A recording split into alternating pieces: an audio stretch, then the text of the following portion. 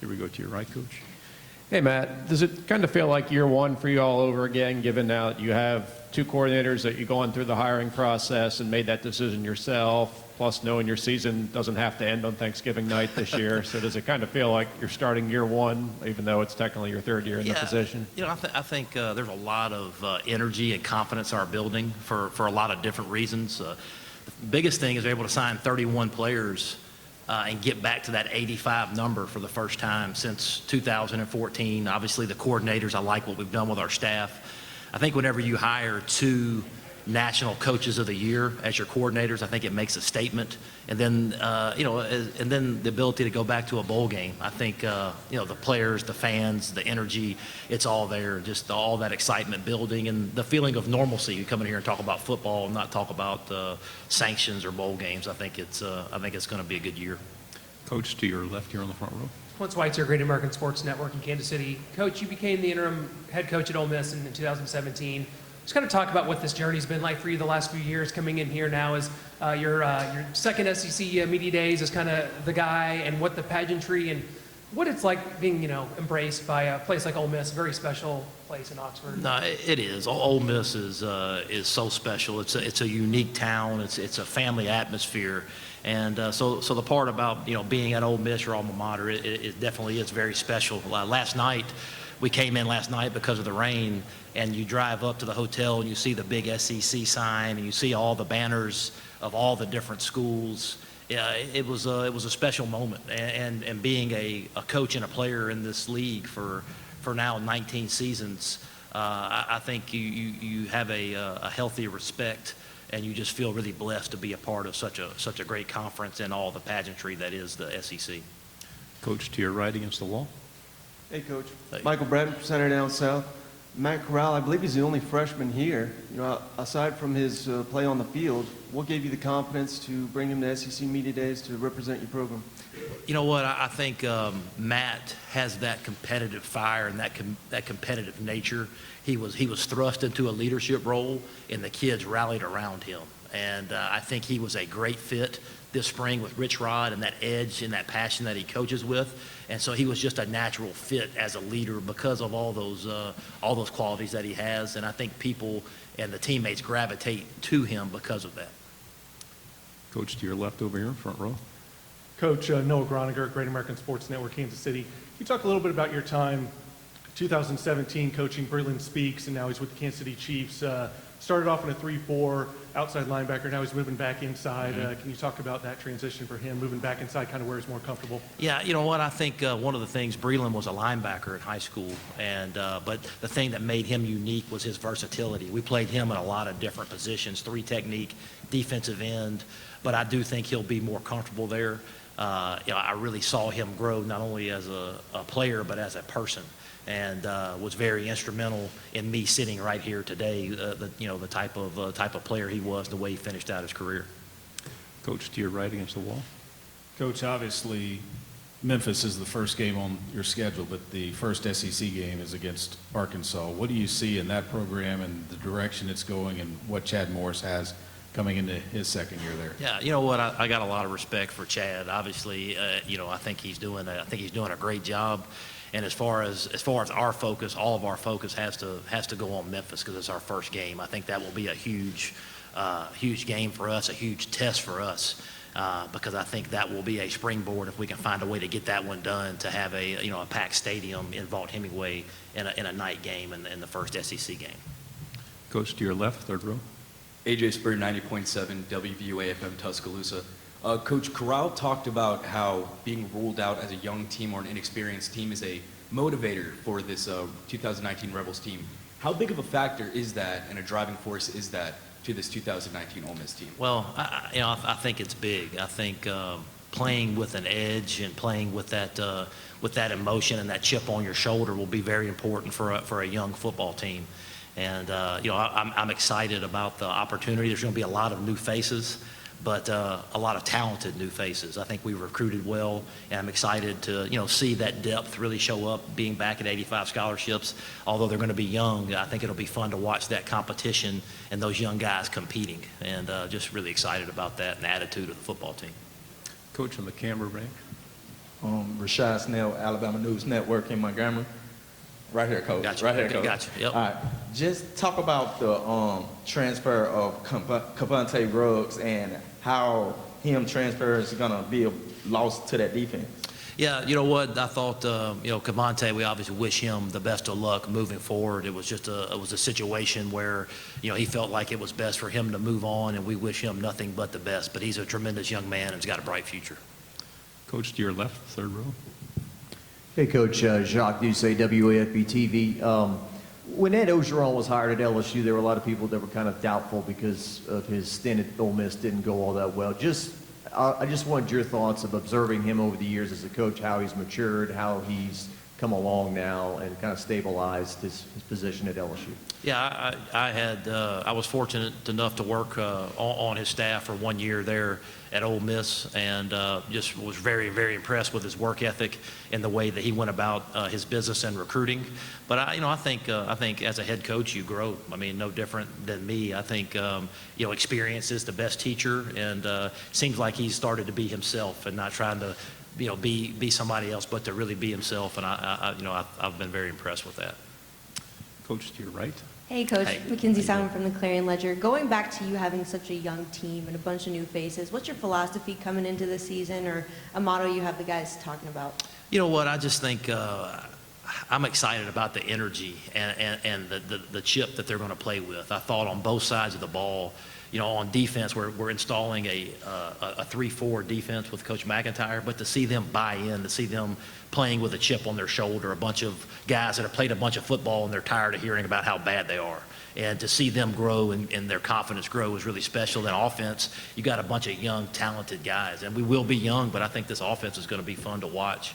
I really like the direction that Rich Rod is taking it with the attitude and the toughness and the edge. So I think, although we'll be young, I do think we got some very, very talented players that'll be fun to watch. Coach to your left, second row. Jordan Campbell, Fox Sports Shows. Obviously, your offense was very explosive. Your defense struggled at times. I know it's a big hire for Mike McIntyre to come in. Was there any hesitation on your part switching to the 3-4? And what's going to be different about that unit that you feel is going to make an impact this season? Well, again, I'd worked with Coach McIntyre several years, so I knew about him as a person and knew the type of teacher that he was. And I really, with all that experience coming back, it made it a seamless transition in the spring. In a lot of ways, guys like Kadir Shepard and Chuck Wiley were able to play out that outside linebacker, and it just seemed like a natural fit. So I was really excited to see them kind of take Coach McIntyre's personality and to see those guys be in the right position and their eyes in the right place. And I think you saw, if you watched the spring game, you saw and I think you'll see it when we take the field against Memphis. I think you're going to see a much improved defense. Coach to your left. Coach, this season you'll be going on the road to take on both the Alabama schools, both Alabama and Auburn. What do you have to say about how difficult that atmosphere will be for your team to play into? And also, what do you have to say about the test that both of those teams will be giving your team? Yeah, absolutely. Anytime you go on the road in the Southeastern Conference, it's obviously a tough challenge. You have to deal with the crowd noise as well as you're playing against a very, very good opponent. But it's why you sign up in this league. It's what makes this league so different and special is the opportunities to walk into those stadiums. And I think that's why you see the SEC to continue to recruit well, is playing in those atmospheres and those environments. That's why you coach and that's why you play. Coach, right here to your. It wasn't that long ago. I'm Brandon Downs from DogNation.com. It wasn't that long ago the SEC West was sort of seen as way more dominant than the SEC East. It seems like the last couple of years there's been a little bit more parity in the league. Is that kind of your perception that the balance has kind of been restored in the league a little bit? Again, and not to toot the SEC's horn again, but I think that's what separates us is top to bottom. Week in, week out, no matter who you play, I think that there's great teams with great depth, and you have to play your best game to win. And regardless of SEC East or SEC West, I think top to bottom, I think the conference is really strong. Coach, over here to your left, please. AJ Spurn, 90.7 WVUA-FM Tuscaloosa. Coach, keeping on with the theme of this young team, can you talk about the receiving core for this year and what they learned from elite receivers like DK and AJ from last season? Yeah, absolutely. I think the receiving core in particular, it's been a unique perspective to see it get passed on from Dante Moncrief to Laquan Treadwell and Quincy Adebayo and Evan Ingram, and now to AJ and DK and Lodge, and now they've kind of passed the torch on to Elijah and Miles Battle, and you got some freshmen coming in, Jonathan Mingo, Dennis Jackson, Jaden Jackson. We have some very talented young receivers coming in, and it's pretty cool to see an impact that Dante Moncrief, who's not even in the program anymore, he's still having an effect this year just because of the work ethic and the way they've kind of passed that torch down. But I'm just really excited to see the youth and the energy and the passion and those guys competing to try to get on the field. To your right against the wall. Coach, so this is the first season in a few that Ole Miss can actually go to the postseason. And I know you guys said the right things in the past, but can you sense that your players realize that everything's in front of them for the first time for a couple seasons? Yeah, absolutely. I mean, there's a different energy in the building. I think it's very refreshing to come in here and to talk about being able to try to go back to the postseason. I think that's a huge deal. I think our players are excited. I think our fans are excited, and just really looking forward to that opportunity. I was fortunate enough to be on a team as a player in 1997 to come off probation and send that senior class to a bowl game. I think just seeing the looks on their faces, and I'm just excited about that challenge and looking forward to it. Row here to your left. Coach, you don't get to play Mizzou very much. It's something like every 6-7 years in this current schedule set up. You go to Columbia this year, kind of a different road environment. Just talk about University of Missouri, kind of what Barry Odom has been able to bring slowly but steadily, building that program back up. A lot of respect. Barry and I are the same age and kind of came up in the ranks together. He's another guy that's coaching his alma mater and building a really, really good, hard-nosed program. Got a lot of respect for Barry, and looking forward to coming. It'll be my first time. One of the few schools will be my first time playing there, but excited. I think our fans will be excited to travel there and see it. To your left, camera back. Coach Justin McNelly with WTVY in Dothan, Alabama. A guy on your team, KD Hill, from our area you follow. What have you seen out of his progression under your program? I'll tell you what, KD is he's a tremendous worker. He's a great young man and a great kid. So able to redshirt last year and get that, gain a little bit of weight, and I think he did a really good job in this 3-4 system fitting in. And he's got a little bit of flexibility. He can play the 4-eye or the nose, and I think he'll provide some quality depth for us this year. To your right, Coach, third row.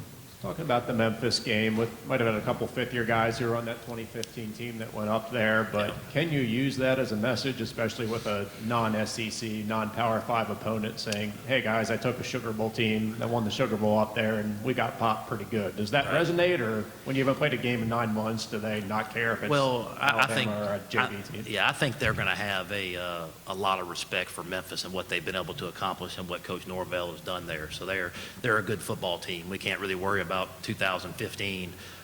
They'll have our full attention, and again, that'll be a huge game for us. We're a young football team, but going in there and getting off to a good start, I think, is very important to our season. 2 questions. First one over here to your left. Coach, you obviously have a new offensive coordinator, a new starting quarterback, and you lose a lot off your offense from last season. How do you keep your offense from taking a step back this year? Well, you know what, I think having that attitude and that edge, we talked a little bit about, sometimes it's not about the 11 best, it's the best 11, about guys coming together and playing together. And I thought I was most impressed with Rich this spring was his ability to get the most out of those guys. Even though they were young, the way they played with an edge and they played with a toughness and a swagger. And I think that will be important for a young offense moving forward. Final question to your left. Coach, with a guy like Raylan Sanders to help out a young quarterback, just what can his kind of experience and leadership do to adjust to this new era of Ole Miss football? I think it's big. There are some guys on this offense that have played a bunch of football, and Elijah Moore and Raylan Sanders are a couple of those receivers that stand out. And having that experience is huge. He's been in big games before, and I think him developing that rapport with Matt Corral, not only over the spring practice, but also this summer, has been huge. Coach, thank you very much for your time. Thanks, guys. Howdy toddy.